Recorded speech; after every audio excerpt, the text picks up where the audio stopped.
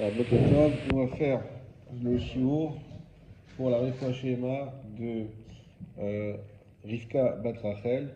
On a aussi une pensée pour notre ami David Ben Sakoun qui passe ses examens ce matin. Donc je lui envoie la Sacha. Et pour Refoua Shema de Francine Crespin. Bat, maintenant c'est quoi? Bat Hélène. Alors, on y va. On va reprendre ce qu'on a fait la semaine dernière, parce qu'il y avait, il restait des imprécisions qu'on va préciser. Les Hachem. Et Binyamin, n'hésite pas à nous arrêter. S'il y a quelque chose qui n'est pas clair, tu as toujours des interventions pertinentes. Très content que tu sois au shiurim du mercredi soir et de ce matin. Donc, on n'hésite pas. Chavile Kash. Donc, je reprends la Mishnah. On nous a dit Chavile Kash, des mottes de paille. Mais Chavile Etzim, et des mottes de bois. Mais Chavile Zradin, et des mottes de brindilles. En Mesachachin Bahen, on ne peut pas faire le srach avec elles. Et Kulan, Sheatirin, Kshirot, et toutes, si elles sont défaites, sont Kshirot, sont cachères. Et Kulan, Kshirot, les dafanot, et tous sont cachères pour les côtés de la souka, pour les murs. Donc on réexplique. Il s'agit de quelque chose de végétal, donc a priori qui répond à la problématique du srach, qui doit être un srach qui est végétal. La seule chose, c'est qu'on les a accrochés ensemble. On en a fait des mottes. Si on a fait des mottes et qu'on les a mis pour faire du srach, c'est pas bon. Pourquoi? On va le développer dans la Gemara. Mais c'est pas bon. Ça devrait être bon en principe, puisque c'est du végétal, c'est pas Mekabel Touma, il n'y a pas de problème. Malgré tout, on dit que c'est pas bon. Si on a enlevé le fil, ça redevient bon. Donc c'est pas quelque chose qui est inéluctable. C'est pas caché et puis c'est fini. C'est pas définitif. Il y a une moyen d'arranger en enlevant le fil. Deuxième chose, pour les parois de la souka, là on peut faire attaché ou pas attaché, dans tous les cas c'est bon. Et ça, on avait expliqué qu'il y a beaucoup moins de rigueur sur les parois de la souka que sur le srach. Le srach, c'est là où il y aura toute la halachot, parce que le srach, c'est ce qui représente la souka. C'est par ça qu'on fait la mise à souka, c'est le srach. Les parois, c'est juste qu'il faut qu'il y ait des parois, juste qu'elles soient là. Mais il n'y a aucun problème, on peut les faire avec n'importe quel matériau, on peut les faire... il n'y a aucune condition, si ce n'est qu'elles existent, c'est-à-dire qu'elles aient plus que 1 mètre de hauteur, de 10 fachim. Voilà, donc il faut qu'elles soient là, c'est tout. Parce que s'il n'y a pas de paroi, il n'y a pas de souka, tout simplement. Le srach, c'est autre chose. Un toit, si, c'est pas s'il n'y a pas de srach, il n'y a pas de souka. On pourrait dire n'importe quel toit pourrait marcher. Non, le toit, il faut non seulement qu'il soit un toit, mais en plus qu'il nous permette de faire la mitzvah de Zecher Letiat Misraïm. Et pour ça, on a vu des psukim déjà, on a expliqué qu'il faut que ce soit un toit. Un, qui soit végétal.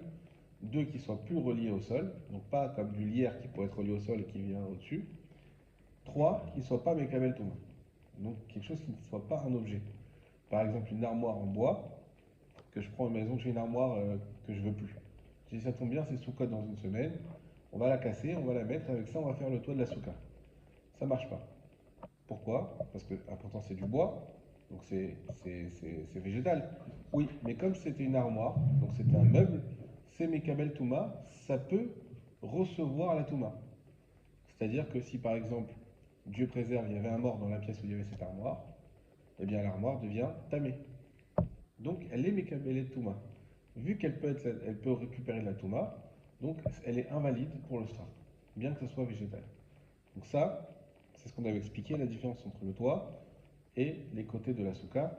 Et j'ai vu que vous en avez parlé tout à l'heure, effectivement, je le reprécise pour toi, Benjamin, qui n'était pas là au début, qu'on doit toujours que le toit il soit fait à la fin. C'est-à-dire qu'il faut qu'on ait déjà une structure, et ensuite on met le srar qui vient finaliser et qui vient être on va dire, ce qu'on appelle makev et patish, c'est vraiment la fin de la construction. Hein, c'est ce qui termine la construction. Tu as dit, mais de toute façon, il faut bien qu'on ait des parois pour mettre un toit. Pas forcément. Tu peux avoir une structure métallique ou en plastique, peu importe, sans mettre. Et t'as tout qui est. La structure est là. On pourrait mettre d'abord le srach et ensuite le roseau autour. Non, si tu fais ça, c'est pas cachère. Pourquoi? Parce que tu auras eu un srach qui a intervenu avant que la souka ne soit existante. Et on a dit Taase velomina asui. Qu'est-ce que ça veut dire? Ça veut dire que le srach, il faut qu'au moment où je mets le srar, c'est ça qui fait que ça devient une souka. Si au moment où je mets le srar, c'est pas encore une souka, parce que je n'ai pas mis le roseau autour, donc il n'y a pas encore de mur, il y a juste une structure, mais il n'y a pas de mur encore. Et donc je mets le srar et ensuite je mets le mur, qu'est-ce qui s'est passé? C'est devenu une souka grâce au mur, et donc il y avait déjà un srar. Et ça c'est interdit. C'est assez velomina. Il faut que ton srar il soit là pour faire, entre guillemets, la souka, et pas qu'il ait déjà été fait. C'est-à-dire une souka qui se fait avec un srar déjà existant, ça c'est pas caché. Il faut que c'est le srar qui soit mis en dernier et qui fasse que la souka existe. On commence la Gemara. Amar Rabbi Yaakov. Rabbi Yaakov il a dit Shem'it miné des Rabbi Yochanan tarté. J'ai entendu de Rabbi Yochanan tarté 2. Effectivement, c'est en araméen. La Gemara c'est toujours en araméen.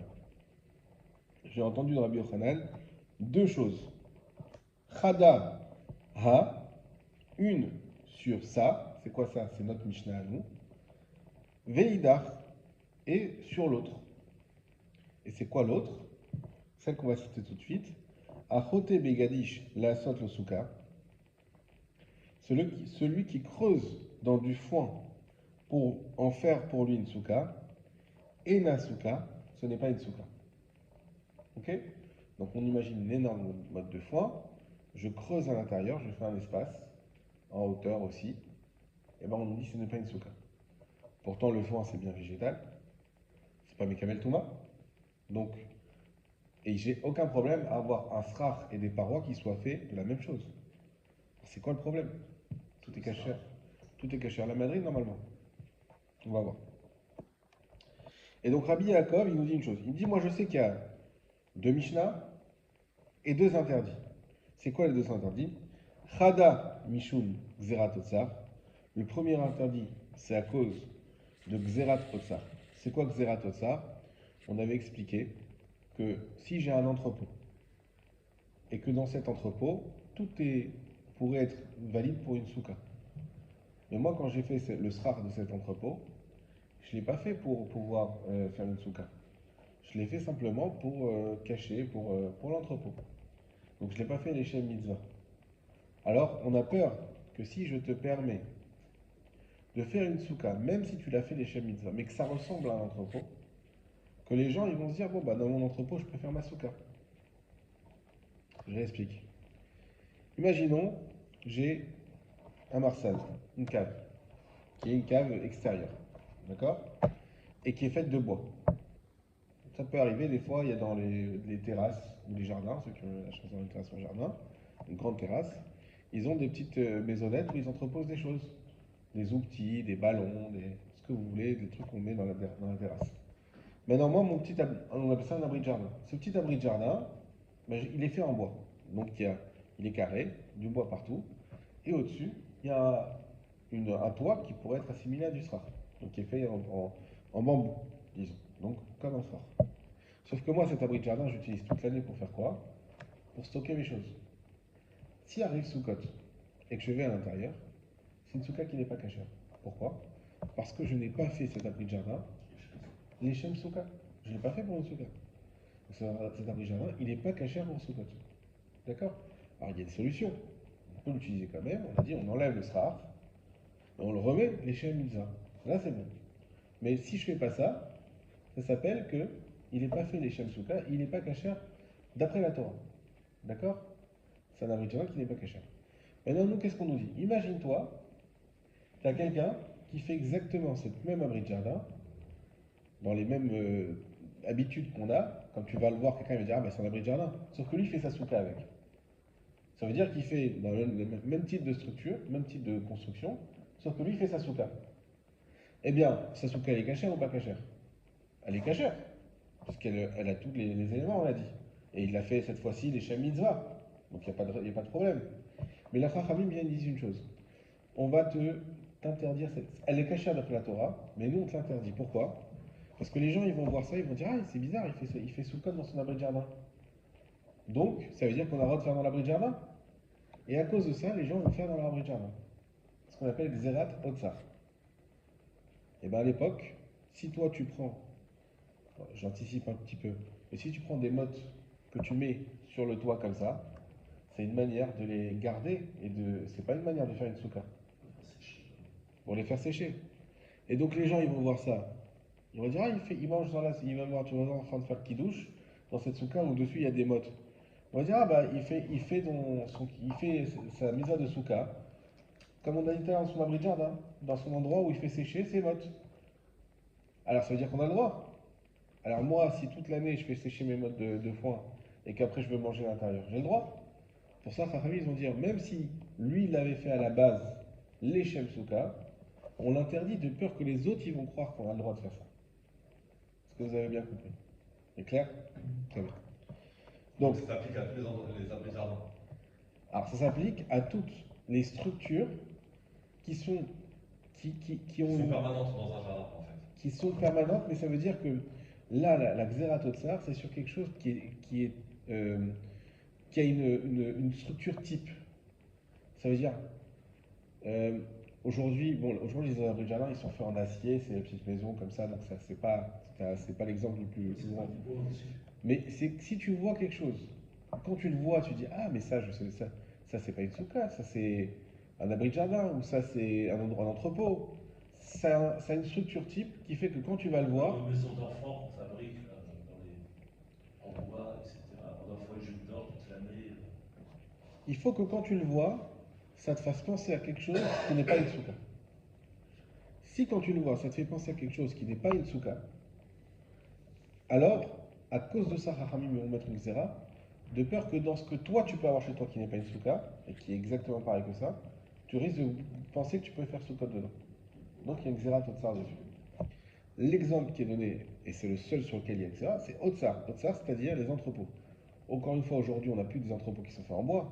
Donc aujourd'hui, ça n'a plus rien à voir. Mais à l'époque, les entrepôts, ils étaient faits en bois. Et avec une grange, exactement. Une grange. Et donc cette grange-là, c'était pour mettre des animaux, pour mettre de la paille, pour mettre tout ça. Et donc, si toi tu veux utiliser ta grange pour Soukot, même si tu ferais ce qu'il faut, c'est-à-dire que tu enlèves le srar, tu remets le srar, tu fais tout ce qu'il faut, mais malgré tout, il y a Xerat Otsar. Parce qu'on va dire, oui, toi tu as fait ce qu'il faut, c'est vrai. Mais ton voisin qui a la grange, il va dire, ah, je connais Benjamin, c'est un religieux. Ah, s'il mange dans sa souka comme ça, c'est qu'on a le droit. Et donc lui va faire la même chose, sauf que lui, il n'aura pas enlevé le srar, remis le srar. Donc on va l'induire en erreur. Alors, à cause de ça, Chachamim, ils disent on va pas te permettre de l'induire en erreur, il faut que tu fasses une autre souka ailleurs. On voit bien que c'est une souka et que c'est pas ta grange.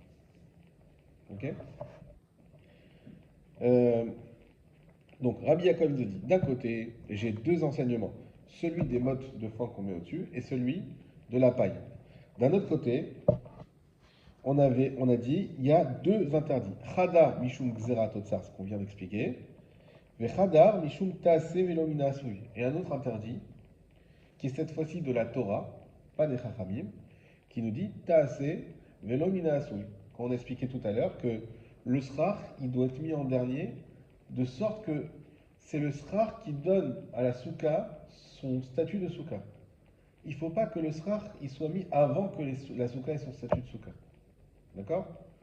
Donc maintenant, on dit d'un côté, j'ai l'histoire avec les feuillages qui sont mis sur le toit et le foin.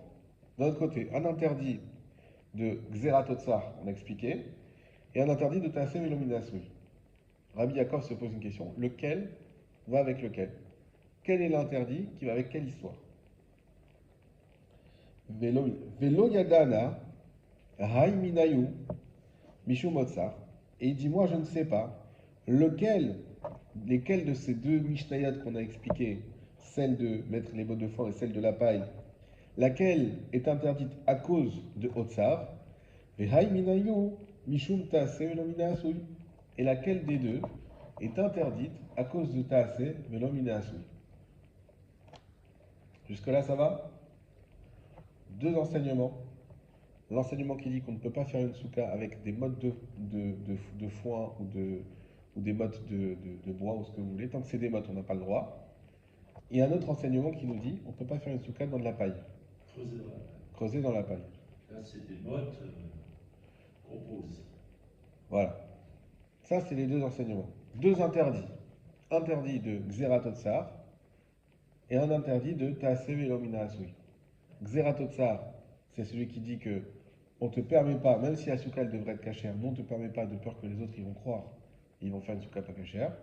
Et Taaseh Velo Mina Asui, c'est que le srar, il soit absolument mis en dernier et pas avant.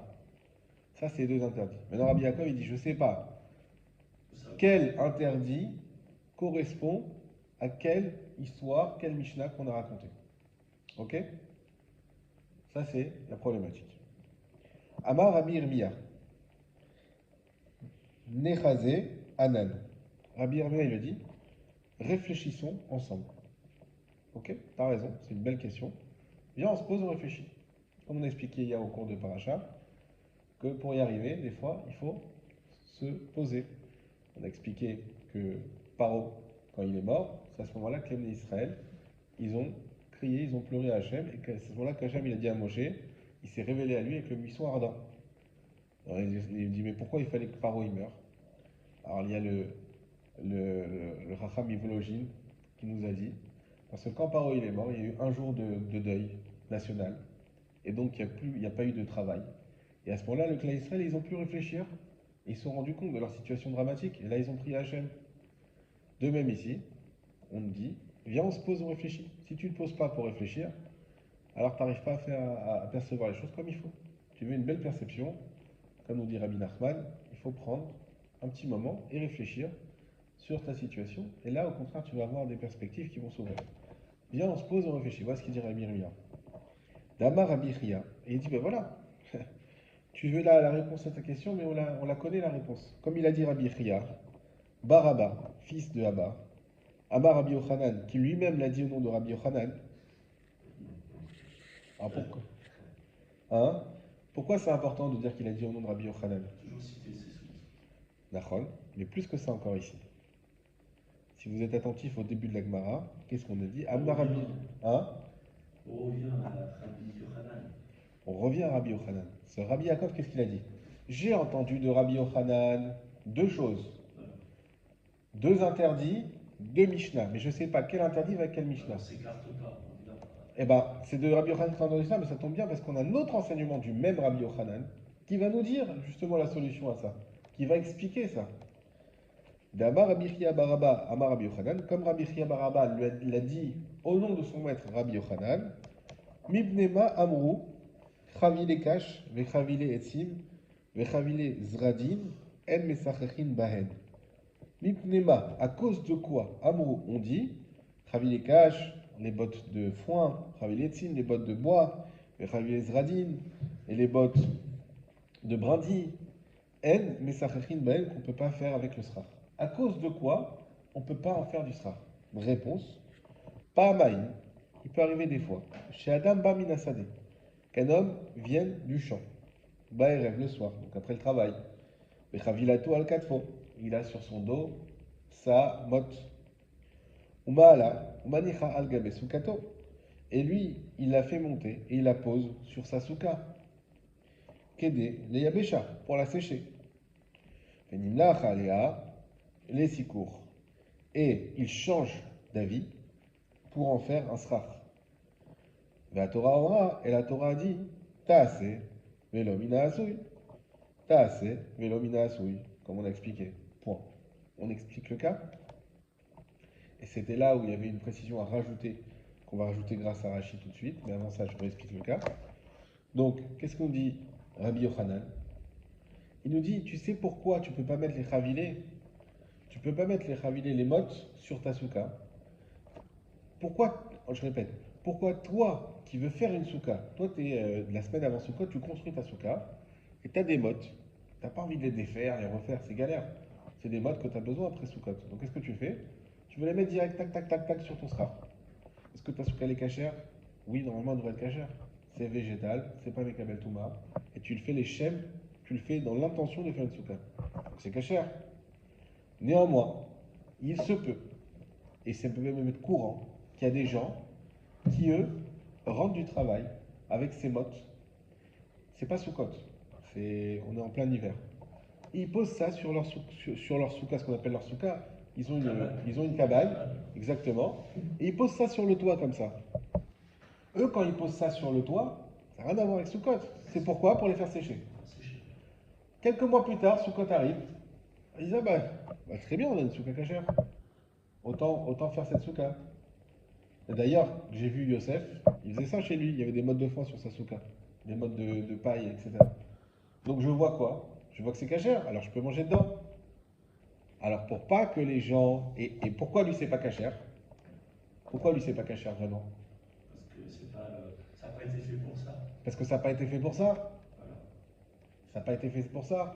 Et en plus, En même si plus, je dois dire, on a quelqu'un dit, qui on a. passe, Alors, il peut s'imaginer que tu as fait sécher, donc que tu n'as rien à non, faire là-dessous. ça c'est autre chose.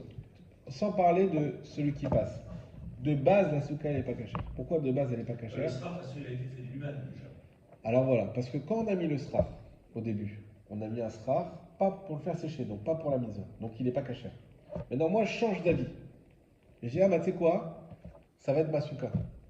Je le rends cachère à ce moment-là, puisque je fais que sera les mitzvah. Mais j'ai rendu cachère sans faire d'action, T'as pas fait- uniquement par ma t'as pensée. laissé de l'eau, mine, Et bien donc, sûr. et donc si je fais ça, c'est un interdit de Taasev et Lomina.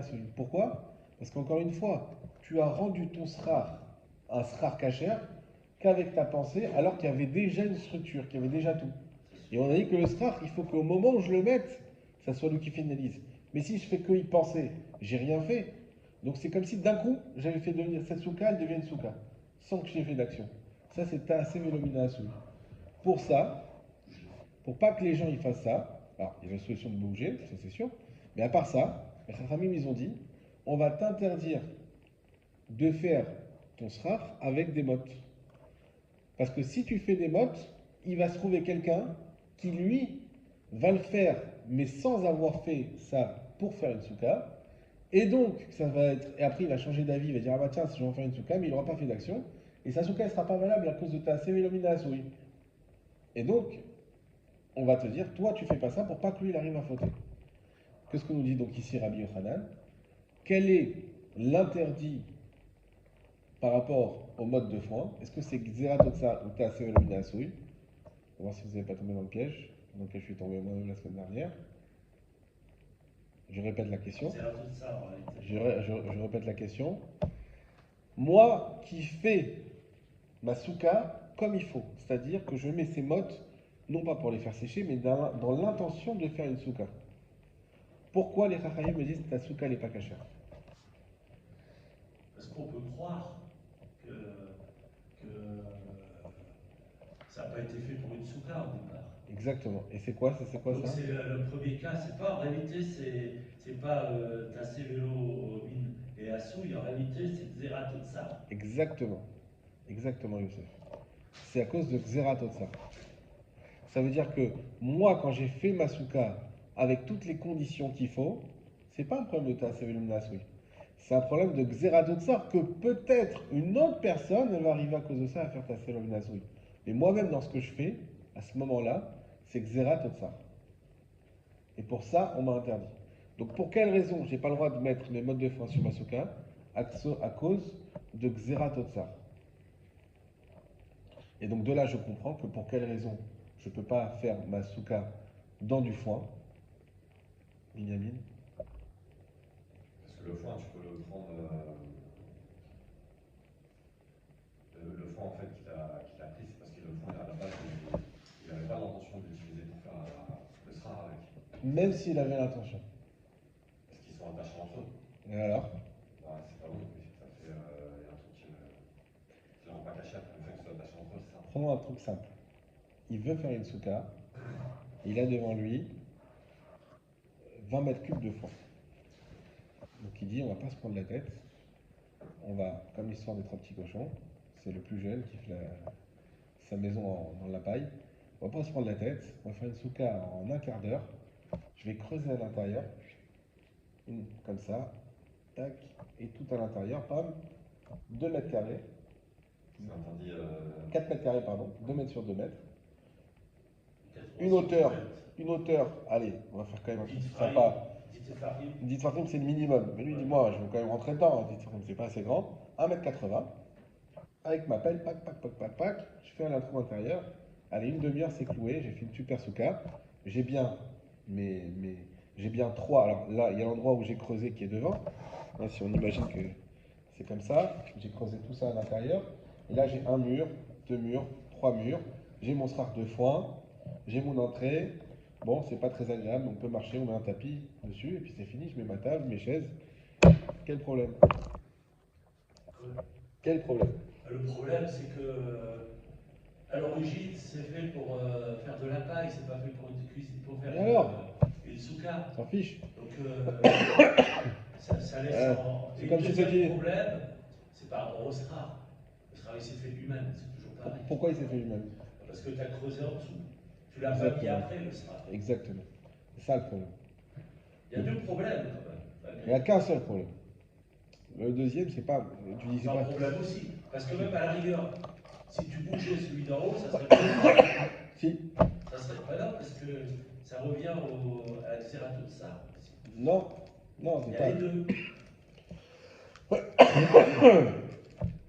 C'est pas forcément des mottes, c'est de la paille. C'est un tas de paille.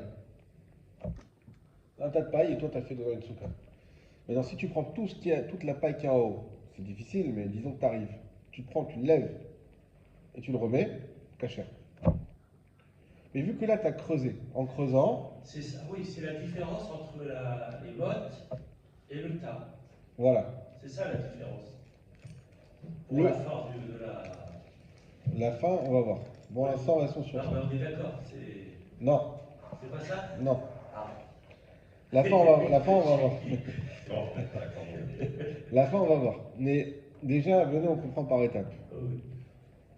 Le problème de cette paille, c'est que quand je vais creuser, c'est exactement ce que tu as dit, c'est que quand je vais creuser, il se trouve que mon toit, il va se former pendant que je creuse. Mais c'est pas un toit qui vient après, qui vient finaliser. C'est ça qu'il faut garder en tête pour bien connaître la halakha, quand nous, on va faire nos sous-cotes. C'est qu'il faut absolument que mon toit, il vienne à la fin. Mais là, en creusant, j'ai fait en même temps le toit et les parois. Tu comprends, Binyamin? Alors non, alors on répète. Pour l'instant, je pense Est-ce que tu as compris le cas déjà? Qu'est-ce qu'il fait le gars? Tu as compris qu'on a du foin. On a un gros cube de foin comme ça. Ok? Ça va ça? Lui, il creuse dedans, à l'intérieur. Il enlève. Ce qui fait qu'on se retrouve avec du foin en haut, sur les côtés, et un espace au milieu. Ça fait comme une pièce. En fait, je comprends les deux interdits. Celui-là, c'est pas Xerat Otar, c'est vélo, t'as assez. Mination, c'est ça. T'as assez, vélo, Voilà. minage. Il y a les deux concepts sur lesquels je me rattache pour l'instant, c'est ces deux trucs-là. Très bien. Ça, c'est la base.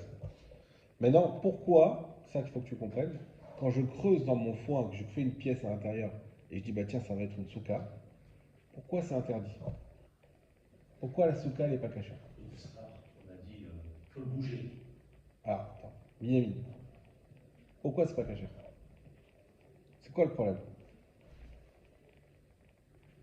Parce qu'il fait toute sa souka d'un seul matériau. Ça, c'est pas un problème. Tu veux faire toute ta souka en bois, c'est cachère. Toute ta souka en palmier, c'est cachère. Il n'y a aucun problème d'avoir un seul matériau. Je sais pas, je comprends pas. Alors, c'est important que tu me le dises, comme ça on n'avance pas pour rien. En fait, il creuse dans du foin, mais du coup, qu'est-ce qui a fait que c'est pas bon que ce soit fait creuser? Alors, on va réfléchir. Est-ce que les parois, elles sont valables? Ouais. Si elles tiennent, elles sont solides, c'est bon. Mais tout le lien de la souka, c'est le sra. Est-ce que le. Ah, on a dit, il y a aussi, il faut qu'il y ait des parois, mais il y a moins de conditions. D'accord? C'est moins. Le Inyan, c'est le srach. Est-ce que le srach, il est valable? Est-ce qu'il est végétal? Ouais. Est-ce que c'est un objet qui reçoit de la touma? Non. Est-ce qu'il est détaché du sol? Ouais. Donc il est caché. C'est les trois conditions. Ah, pourquoi c'est pas caché? Pour le voisinage, faut pas que les gens ils croient qu'on peut faire une souka à partir de. Non, pas pour ça. C'est pas caché. Tu parles de quoi? Celui qu'on creuse? Ouais, celui qu'on creuse. C'est pas caché parce que, à cause de tasser une. Alors, réparation. enfin, mais moi je veux que Benjamin Minami m'explique pourquoi. Tout simplement. Parce que ça le fait lui-même. Le toit, le sera. Alors on va te réexpliquer et tu vas me dire si tu comprends. Est-ce que tu as compris que le toit de la souka, il faut qu'il soit mis en dernier? Ouais. Ça, c'est une base. Facile à comprendre. Le toit de la souka, il faut qu'il se mette en dernier. Si j'ai un toit qui se crée de lui-même, ça marche pas. Comment un toit, il va se créer de lui-même? Quand je creuse à l'intérieur de ma paille, est-ce que j'ai mis après un toit dessus? Non. Non. Mon toit, il est apparu par le fait que je creuse. Et ça s'appelle qu'il est apparu tout seul. Comme il est apparu tout seul, ça, c'est pas caché. Ok, mais d'abord, ta botte de paille, c'est toi qui l'as construite. C'est vrai? Déjà, c'est archi chelou de dire je vais creuser dans de la paille pour faire une souka. Ça, je suis d'accord avec toi. Mais c'est pas grave. Mais, Oublie le côté chelou. mais, mais même ça, le paysan qui a fait sa botte de paille, ça s'est pas fait tout seul, c'est lui qui l'a fait. Oui. Mais est-ce que c'était un toit? Un quoi? Est-ce que c'était un toit? Non. C'est ce que c'est un toit. Un Non, toit, c'est quelque chose qui non, protège à l'intérieur. On creuse dans la botte, donc c'est pas un toit. C'est pas un toit. Maintenant, quand j'ai creusé, il se trouve que j'ai fait un espace à l'intérieur. Et donc, qui dit espace dit qu'il y a un toit et des murs. C'est ça que j'ai fait en creusant. Mais c'est pas un toit qui est venu après. C'est un toit qui est apparu en même temps que les murs, Ouais. au fur et à mesure où j'ai creusé. Et ça, c'est interdit d'après la Torah. Ok, donc c'est dans l'ordre de construction, en fait, t'as pas le droit de. Exactement. Il faut que le sraf il vienne chapeauter la fin de la Il y a construction. un cédère, une sorte de cédère. Exactement. Donc, quand j'ai creusé dans ma paille, j'ai fait qu'en même temps que je creusais, sont apparus d'eux-mêmes le toit et les murs. Que les murs apparaissent d'eux-mêmes, ça ne pose pas de problème. Mais que le sraf apparaisse de lui-même, ça c'est un problème. Oui, c'est ça. Juste pour confirmer ce que je viens d'écrire, Oui. pour pas que je fasse d'erreur par la suite, je vais me relire. Je me répète, c'est pas grave. Non, pas du tout. Donc, comme on vient de dire, si on creuse dans un tas de foin pour faire une souka, et que si on remue le sraf au-dessus, comme tu viens de me dire, c'est cachère. C'est à cause. Là, c'était le problème, c'était à cause du problème de l'interdit assez mineur. D'accord. Deuxième cas, si on construit une souka avec des mottes de paille qu'on met en guise de srar, et même si on remue ce srar, hein, c'est pas cachère. On est bien d'accord? C'est à cause de la xératotsa. Exactement. Hein, car on pourrait croire que c'est à cause on pourrait croire que en fait ça n'a pas été fait pour faire une souka, mais pour autre chose, quoi, pour faire sécher par exemple des végétaux. Exactement. Hein, c'est bien ça le résumé de tout ce qu'on a vu. Exactement. D'accord. Tout ce que tu as dit est validé. Ce que j'ai noté, j'ai peur de faire N'aie pas peur. des erreurs.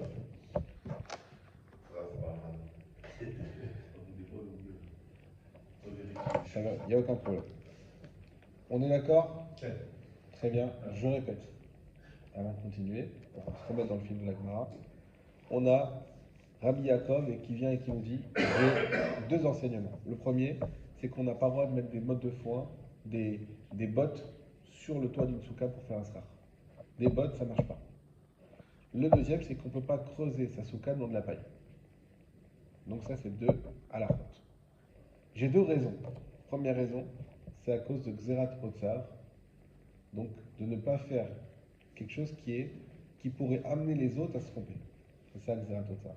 C'est emmener les autres. C'est-à-dire qu'en soi, je vais faire quelque chose qui est permis, mais comme ça amène les autres à se tromper, les Chachamim m'ont dit de ne pas le faire. D'accord? Deuxième interdit, c'est Taase Velomina Asui. En soi, c'est déjà interdit. C'est pas pour les autres, c'est déjà interdit, c'est déjà pas bon. Pourquoi? Parce que le sraf, il doit venir en dernier. Il ne doit pas se construire de lui-même. Il faut que ce soit moi qui le mette. D'accord?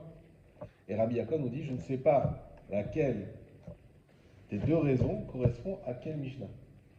Vient Rabbi Yossi, je crois. Rabbi Irmia, pardon. Rabbi Irmia, il lui dit, viens, on se pose, on réfléchit. En fait, j'ai déjà entendu un enseignement de Rabbi Chia, qui lui-même l'a dit au nom de Rabbi Yochanan, donc ce même personnage dont toi tu parlais au début, et qui a dit, pour quelle raison on ne peut pas mettre des mottes de foin? À cause du fait que si on le fait, les gens viendraient à se tromper et à faire Taaseh Velomina Asui. Ce qui veut dire que pourquoi j'ai pas le droit de mettre des mottes de foin? Pas à cause de Taaseh Velomina Asui, ça c'est pour les gens, à cause de Xerat Otsa. À cause de Xerat Otsa. Ok? On continue. Midéha, vous avez? Ouais. Oui. Mideha, donc conclusion. Mideha, celle-là, il s'agit de la première Mishnah qu'on a dit, celle des Mot. Mishum Gzerat Otsar, elle a été interdite donc à cause de Gzerat Otsar. Ha, et celle-là, c'est la deuxième, celle du foin. Mishum Taase Velomina Asui. Ok, ça c'est la conclusion. Rabbi Yaakov, et on va poser une question sur Rabbi Yaakov. C'est toi Rabbi Yaakov, tu connaissais pas cet enseignement de Rabbi Chia qui déjà nous a éclairci? Rabbi Yaakov, ach de Rabbi Chia Baraba. Et Rabbi Yaakov, cet enseignement de Rabbi Chia Baraba, Lo Shami Ale, il ne l'a pas entendu. Il ne le connaissait pas. Ok? Ça c'est clair? Oui. Il faut que ça soit bien clair parce qu'on va un petit peu bouleverser maintenant. Pour l'instant, oui, ça va. Donc avant de bouleverser, il faut que ce soit bien clair. Ok. Amar Ravashi.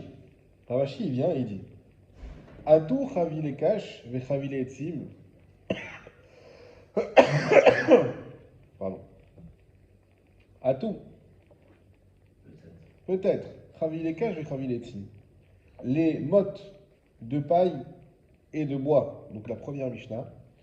Mishum Gzerat Otsar. C'est à cause de Gzerat Otsar. Ika. Mishum Taase Velomina C'est ce qu'il Asui. vient de dire, de toute façon. Ah, excusez-moi. Mishum Gzerat Otsar Ika. À cause de Gzerat Otsar, on a dit ya. Mishum Tasel Noasu Ilika. Est-ce qu'il n'y a pas l'interdit aussi de Taase Vilomina Soui? Ah, c'est ça. Je continue. Attends. J'avais pas compris comme ça. Il n'y a pas. J'avais marqué. Lika, il n'y a pas. Il n'y a pas, ça veut dire il n'y a pas aussi. Il n'y a pas aussi. Veachotet Begadish. Et celui qui est le deuxième cas qui creuse dans du foin. Mishum Taase Vilomina Soui. Il y a un problème de Taase Vilomina Soui. Ika, il y a. Mishum Gzerat Otsar Lika. Point d'interrogation. Et quoi? Il n'y a pas aussi le problème de Gzerat Otsar? J'explique. Avant d'expliquer, je répète ce qu'on a dit avant. C'est pas grave si c'est 100 fois, on a dit 100 fois, c'est pas comme ça une fois. On a dit, nous, on a éclairci que le problème des mottes, c'est un problème de ce que les gens vont penser, Gzerat Otsar, et le problème de creuser dans la paille, c'est un problème en soi, parce que on n'a pas fait un sraf à la fin comme il faut le faire normalement en dernier. Ok? Ça va ça? Maintenant vient Rabbi Achir, c'est Rav Achir. Vous savez que la Gemara, c'est un travail intellectuel. Donc, ça permet non seulement de se rapprocher d'Hachem en étudiant la Torah et en se liant à sa sainteté, mais également de devenir un peu plus intelligent. Donc, on fait un travail intellectuel. Rav Achir dit attends, ce que tu as cru pour acquis, moi je suis pas d'accord. Tu t'en sors un peu trop facilement. Peut-être que la Mishnah, elle nous a dit quoi? Celui qui met des mottes de foin, ou des mottes de bois, on va dire, on parle de bois pour pas mélanger avec la paille. Celui qui met des mottes, tout simplement, il y a un problème parce que lui, quand il les a mis pour faire une souka, et on a peur que celui qui les a pas mis pour faire une souka, qui les a mis pour faire sécher, il fasse aussi sa souka dedans. Il se trompe. Ça va ça? Mais ça, c'est jamais écrit dans la Mishnah qu'il a mis pour faire une souka. Peut-être que le cas de la Mishnah, c'est écrit quoi dans la Mishnah? Chavile kash, vechavile tzim, vechavile zradim, en metzachrechin baen. Des mottes, foin, paille, bois, ce que vous voulez, on ne fait pas le sraf avec. Mais on n'a jamais dit que celui qui l'avait mis, il avait l'intention de faire une souka. Peut-être qu'il n'a jamais eu l'intention de faire une souka. Peut-être qu'il s'agit déjà de quelqu'un qui a fait ça pour faire sécher. Et que la Mishnah, qu'est-ce qu'elle est en train de nous dire?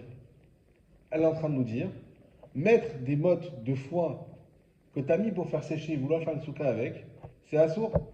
Pourquoi c'est assourd? C'est à cause de votre tsar. Non! Ah oui. Non, Yosef, non. Si moi, je mets des mottes dans l'intention de les faire sécher, Oui. et qu'ensuite, arrivé sous code, je change d'avis, et je dis, ben voilà, on va en faire une souka. Pourquoi c'est pas cachère? Attention. Parce que l'intention, c'est comment s'appelle ce problème? T'as assez. Ta'aseh velomina asui. Ça veut dire quoi? Au début, quand j'ai fait ma souka et j'ai fait mon srar, ce n'était pas un bon srar parce que j'ai pas l'intention. Maintenant que j'ai l'intention, arrivé sous code, je dis, je change d'avis. Je fais rien. Juste mon intention. Ça devient un srar cachère. C'est comme si c'est un srar qui est apparu de lui-même. Donc, du coup, s'il avait voulu que ce soit caché, il aurait fallu l'enlever et le remettre. Exactement. Mais Et ça- ne parlons pas de cette solution. Ça, c'est la solution. C'est vrai, là, on est dans le problème. Non, mais là, on se concentre sur le problème. Dans la vie, on se concentre Donc, sur dans la ces solution. cas-là, c'est pas caché. On se concentre sur le problème. À cause de ça. C'est pas cachère, pourquoi? Mais pourtant, maintenant, j'ai eu la bonne kavana. C'est vrai. La caméra ne suffit pas, il faut l'action. Pourquoi? Parce que le SRAR, C'est la finition. tu es obligé de bouger, enfin de poser à la fin. Parce que tu as assez l'illumination. Voilà. La kavana en soi, elle pourrait suffire. Elle a eu un impact, ma kavana. Elle a un impact de faire d'un coup transformer ce qui n'était pas du srar parce que j'avais pas l'intention. Et moi, je dis, ah bah, que ça devienne du srar. Est-ce que c'est devenu du srar? Oui. Mais du srar qui est apparu de lui-même. Et ça, c'est interdit par la Torah. C'est assez. D'accord? Et bien, qu'est-ce qu'il nous dit Ravashi? Il nous dit, mais toi, tu es parti du principe que la Mishnah, elle parlait d'une personne qui a eu la bonne intention, qui a fait ça pour Sukkot. Et on lui a dit, non, mais quand même, c'est interdit parce que de peur que les autres qui auront une mauvaise intention, ils vont se tromper et ils vont pas faire la Sukkot comme il faut. J'ai compris. Mais peut-être que non. Peut-être que la Mishnah, elle parle de quelqu'un directement qui a eu la mauvaise intention. Et à lui, on a dit, tu dois pas faire ton srar comme ça. Pourquoi? T'as sévénominasouille. Pas que ça comme on a dit plus loin. Ça dépend. Et à l'inverse, la paille. La paille, on a dit quoi? C'est un problème de ta sévénominasouille. Parce que d'un coup, il y a un srar qui arrive. D'accord? Peut-être que non. Peut-être que c'est un problème de xératotsa. Pourquoi? Parce que les gens, ils vont voir que tu fais une soukade dans de la paille, comme elle a dit, c'est archi chelou. On va dire, ah, on a le droit de faire une soukade dans de la paille, mais on peut faire dans la grange. On peut faire où on veut. Et ça, c'est un problème de xératotsa. Pas un problème de tassénonasoui. Donc Ravashi, il vient, il pose une question. D'où tu sais que ça, c'est xératotsa? Comment Rabbi Yochanan a su que ça, c'est xératotsa et ça, c'est tassénonasoui et pas l'inverse? Puisqu'on peut aussi expliquer l'inverse. On répond à ça et on finit le cours.